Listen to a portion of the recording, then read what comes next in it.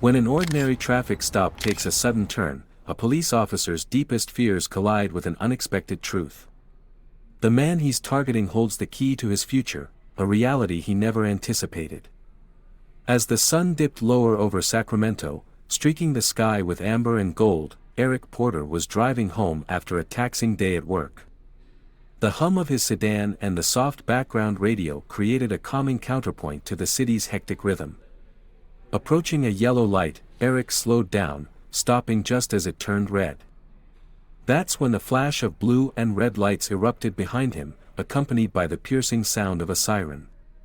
A glance in the rearview mirror furrowed Eric's brow. He calmly pulled to the side of the road and rolled down his window as a police cruiser parked behind him. From the vehicle emerged Officer Bradley Larson, a man in his mid-30s with a buzz cut and a gleaming badge. With the practiced air of authority, he adjusted his belt and strode to Eric's car. "License and registration," Larson said curtly, his voice commanding yet impersonal. Eric obliged without protest, retrieving his documents with deliberate care. His calm demeanor didn't escape Larson's scrutiny. "Do you know why I pulled you over?" Larson leaned closer to the window, his gaze sharp. "I'm not entirely sure," Eric responded evenly, polite but unwavering. "You didn't come to a full stop at the light," Larson replied, though his hesitation betrayed uncertainty. Eric acknowledged this with a small nod. "I see. I thought I slowed down in time, but I understand." Larson lingered, his eyes narrowing as he studied Eric more intensely. The routine nature of the stop began to fade, suspicion had taken its place. "You're not from around here, are you?" Larson asked, glancing at the license in his hand. "I moved here a few months ago," Eric answered, his tone steady. Larson wasn't interested in the details. His questions grew sharper, each laced with an unspoken accusation. "Where were you headed in such a hurry?" "Just going home," Eric replied, his calm composure unwavering. But Larson's perspective had already shifted. To him, Eric was no longer just another driver. Tension hung thick in the air. "Step out of the car for me," Larson finally ordered, his voice edged with authority. Eric's grip on the steering wheel tightened momentarily, though his expression betrayed nothing. "Is there a specific reason for that, officer?" he asked, his voice measured. Larson's lips twitched, his smugness barely concealed. "I asked you to step out of the car. Don't make this harder than it needs to be." The implied threat lingered. Eric exhaled slowly, opened the door, and stepped out. His tailored suit and polished shoes suggested a man of discipline and professionalism, yet none of this seemed to matter to Larson. "Hands where I can see them," the officer ordered. Eric complied without hesitation. "Is there something specific you're looking for?" Larson smirked. "Just routine. We've had some incidents around here. Can't be too careful." Eric turned his head slightly, locking eyes with Larson. "Incidents involving men in business suits driving sedans? Or is there something else?" The question hit like a jolt, momentarily breaking Larson's composure. His hand instinctively drifted toward his belt, a reflexive move. "Watch your tone," Larson barked, his voice hardening. "I'm simply asking," Eric said, his tone calm but firm. Larson leaned in closer, his suspicion palpable. "You seem awfully familiar with how this works.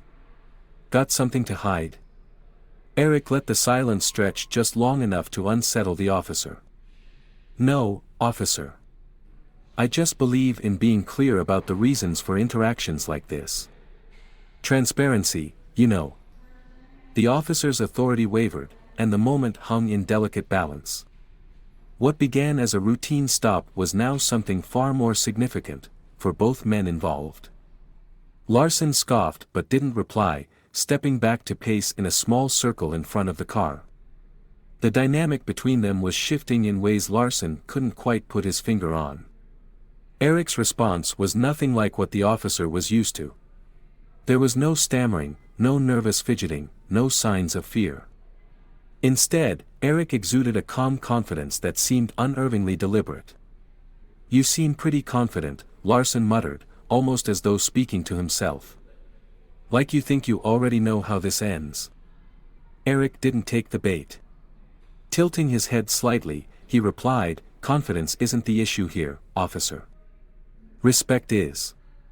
Larson froze for a beat, his jaw tightening before he turned to face Eric again. His earlier smugness had vanished, replaced with something sharper, more defensive. He opened his mouth to respond but hesitated, the words catching somewhere between his thoughts and his lips. The prolonged silence stretched taut, thick with tension. For the first time in a long while, Larson felt as if he wasn't the one in control. That realization only fueled his frustration. He tapped his fingers against the holster on his belt, his impatience barely concealed. Larson wasn't accustomed to being challenged, especially not by someone like Eric. His gaze flicked toward the sedan, as if searching for some justification he hadn't yet invented. "Turn around and place your hands on the hood," Larson said finally, his voice clipped and impatient.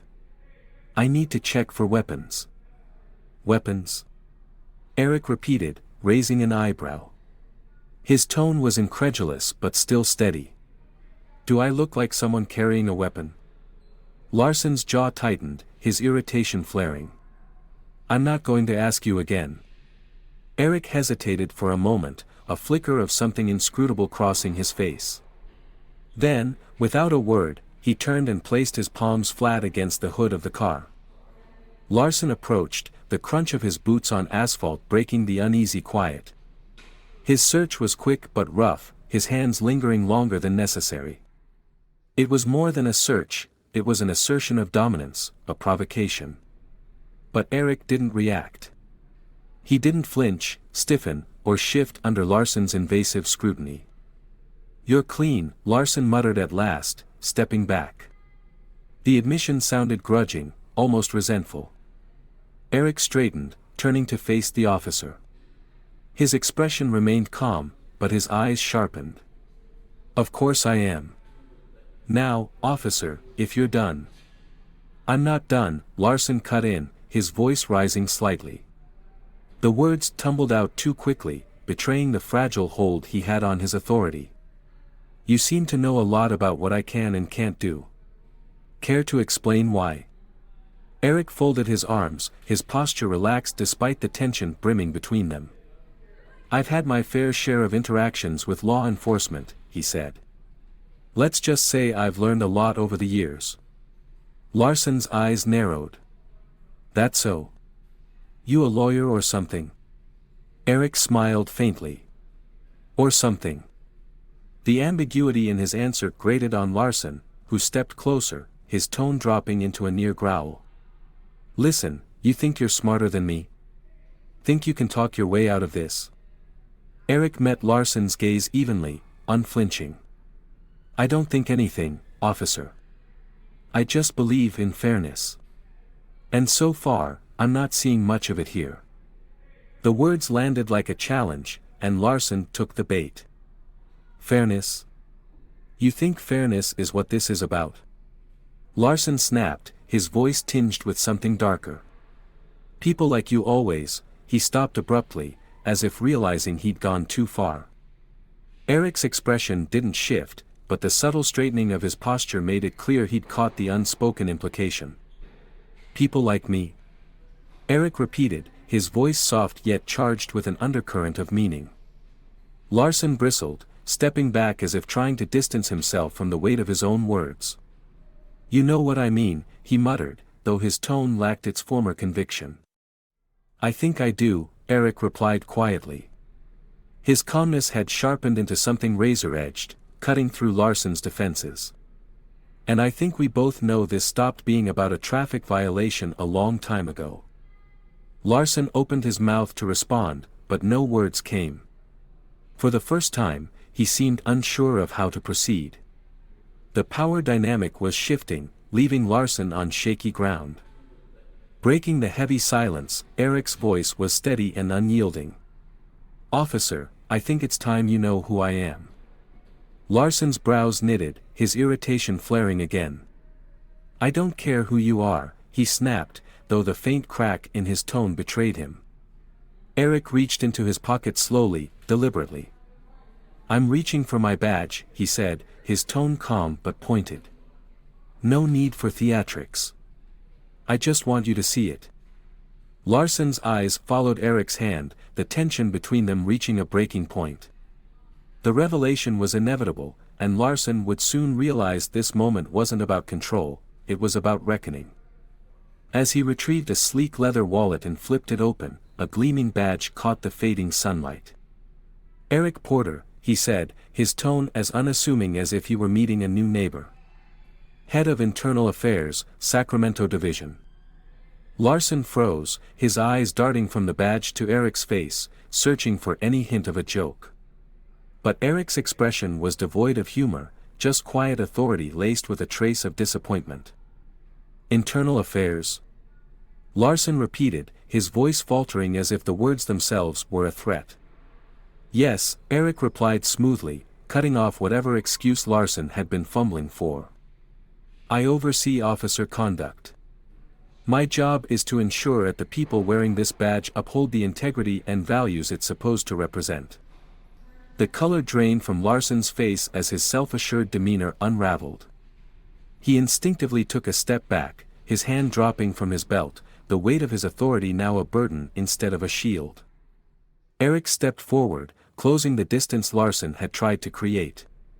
"Do you know what the most troubling part of this interaction has been, Officer Larson?" His voice was calm, but the words carried the precision of a scalpel. Larson didn't respond. He looked like a man who had just realized he was trapped in quicksand, unsure how to extricate himself. "It's not the profiling," Eric continued, his tone unwavering. "Though that's bad enough. It's not even the baseless escalation. It's the fact that you've done all of this without knowing who you were dealing with." Eric's gaze locked onto Larson's, unrelenting. "You assumed I wouldn't know my rights, that I wouldn't understand the laws you're sworn to uphold. And why?" Larson opened his mouth, but no words came out. "Because I didn't fit your idea of someone deserving respect," Eric finished, his voice carrying the weight of a verdict. "And that's not just a problem for me. It's a problem for everyone you encounter in uniform." Larson's shoulders sagged, the gravity of Eric's words pressing down on him. His eyes flicked to the badge again, almost as though hoping it would vanish if he avoided looking directly at it. Eric stepped back slightly, giving Larson a moment to process the implications, but his voice remained firm. "Here's what's going to happen," he said. "You're going to take a step back, return my documents, and think very carefully about your next words." Larson hesitated, his lips parting as if to argue, but the pause betrayed his internal conflict. He was debating whether to fight or fold, and the hesitation cost him. "And," Eric added, his voice dropping an octave, the weight of authority unmistakable, "you're going to hear from me again. Not as the driver you pulled over, but as the man who decides whether you're fit to wear that badge." Larson's face reddened, his composure faltering entirely. Swallowing hard, he reached into his chest pocket and retrieved Eric's license and registration, his hands trembling slightly as he handed them over. Eric took them without a word, tucking them back into his wallet before walking toward his car. With one hand on the door handle, he paused and turned back to Larson. "Remember this, Officer Larson," he said, his voice calm yet razor-sharp. "The badge doesn't make you better than anyone. It makes you accountable to everyone." Eric slid into his car, started the engine, and drove away, leaving Larson standing alone in the fading light. The officer's confidence was shaken, his future suddenly uncertain. But for Eric, the matter was far from over. This wasn't just a confrontation, it was a catalyst. The next morning, Eric sat in his office at the Internal Affairs Division, sunlight streaming through the blinds. On his desk lay a file labeled Officer Bradley Larson. The contents painted a troubling picture, a pattern of unprofessional behavior, excessive stops, and unresolved complaints. Eric leaned back in his chair, his fingers steepled as he considered the larger implications. Larson wasn't an anomaly, he was a symptom of a systemic issue, a culture that allowed such behavior to go unchecked. A knock at the door interrupted his thoughts. His assistant, Linda, entered with a stack of reports. "Morning, Mr. Porter. I've got the misconduct summary for last month. Also, Chief Daniels wanted me to remind you about the department review next week." Eric nodded, taking the files. "Thanks, Linda. Can you schedule a meeting with Chief Daniels for this afternoon? There's something I need to address." Linda hesitated, sensing the weight behind his words. "Of course," she said before stepping out. Eric returned to Larson's file, but his focus wasn't solely on the officer, it was on the system that had failed to hold him accountable. This wasn't about a single interaction, it was about dismantling a culture that valued authority over accountability. And Eric was determined to see it through. To feel justified in his behavior, Larson relied on the unspoken norms that shielded him, and if Eric knew anything, it was that such a culture starts at the top. Later that afternoon, Eric sat across from Chief Daniels in a sterile conference room. Daniels, a seasoned veteran with salt and pepper hair and a no-nonsense demeanor, leaned back in his chair, his expression pensive as he listened to Eric recount the details of the traffic stop. "I could have brushed it off as just another bad interaction," Eric said, his tone steady but resolute. "But that would have been a mistake. Larson's behavior isn't an isolated problem, it's a symptom of how much work we still have to do." Daniels rubbed his temples, exhaling heavily. "This isn't the first time Larson's name has come up," he admitted. "But we've always handled it internally, quietly." "And that's exactly the issue," Eric countered, his voice firm. "Quiet doesn't solve anything. Quiet lets it fester. It's time to make some noise." Daniels studied him, the weight of the conversation etched into his face. "What are you proposing?" "A department-wide review," Eric replied without hesitation. "Not just individual officers, but our training programs, protocols, and accountability systems. If we don't hold ourselves to higher standards, how can we ask the community to trust us?" Daniels leaned forward, clasping his hands on the table. "You know this will ruffle feathers, right?" "Good," Eric said simply. "It's about time someone did." The catalyst for change. The following weeks were a whirlwind of activity. Eric spearheaded meetings, conducted interviews, and pored over mountains of reports. He didn't stop there, he held public forums, inviting community members to share their concerns and experiences. The Larson incident became a turning point, forcing the department to confront its flaws head-on. Larson himself faced an internal hearing. Eric made no secret of his involvement, sitting across from Larson during the proceedings. The officer's discomfort was palpable as he squirmed under intense scrutiny. The hearing ultimately resulted in Larson's suspension, but Eric knew the real victory wasn't in punishing one officer, it was in laying the groundwork to prevent others like him. A commitment to accountability. Months later, Eric stood at a podium during a community event. The room was filled with officers, city officials, and residents. His speech wasn't about blame, it was about responsibility and the collective duty to build a better system. "Justice isn't just about catching the bad guys," Eric said, his voice carrying across the hall.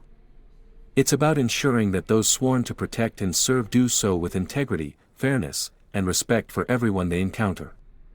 That's the badge I believe in, and that's the badge we're building here, together." The crowd erupted into applause, but Eric didn't let it distract him. He knew this was just the beginning. As he stepped down from the podium, Eric scanned the faces in the audience. Some were skeptical, others hopeful, but all were paying attention. He understood that meaningful change wouldn't come overnight, but it would come. For Eric, that was enough.